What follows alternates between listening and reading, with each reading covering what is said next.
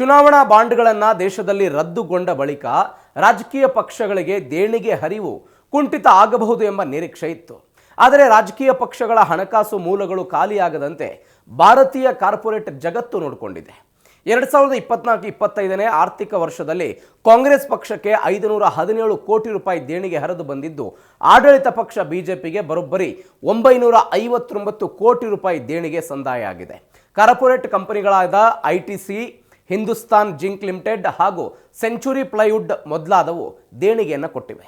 ಟಾಟಾ ಗ್ರೂಪ್ನ progressive electoral ಟ್ರಸ್ಟ್ನಿಂದ ಬಿಜೆಪಿಗೆ 757 ಕೋಟಿ ರು ಪಡೆದಿದ್ದು, ಕಾಂಗ್ರೆಸ್ ಕೇವಲ 77 ಕೋಟಿ ಮಾತ್ರ ಲಭಿಸಿದೆ. ಇತರ ಪಕ್ಷಗಳಿಗೂ ದೇಣಿಗೆ ಹರಿದು ಬಂದಿದೆ, ಆದರೆ ಬಿಜೆಪಿ ಹೆಚ್ಚಿನ ಲಾಭವನ್ನು ಪಡೆದುಕೊಂಡಿದೆ ಅಂತ ತಿಳಿದು ಬಂದಿದೆ. ಇನ್ನು ಕಾಂಗ್ರೆಸ್ ಪಕ್ಷಕ್ಕೆ ಪಕ್ಷದ ನಾಯಕ ಪಿ ಚಿದಂಬರಂ ಅವರೇ 3 ಕೋಟಿ ರೂಪಾಯಿ ದೇಣಿಗೆ ಕೊಟ್ಟಿದ್ದಾರೆ. ತೃಣಮೂಲ ಕಾಂಗ್ರೆಸ್ ಪಕ್ಷಕ್ಕೆ 184 ಕೋಟಿ ರೂಪಾಯಿ ದೇಣಿಗೆ ಹರಿದು ಬಂದಿದೆ.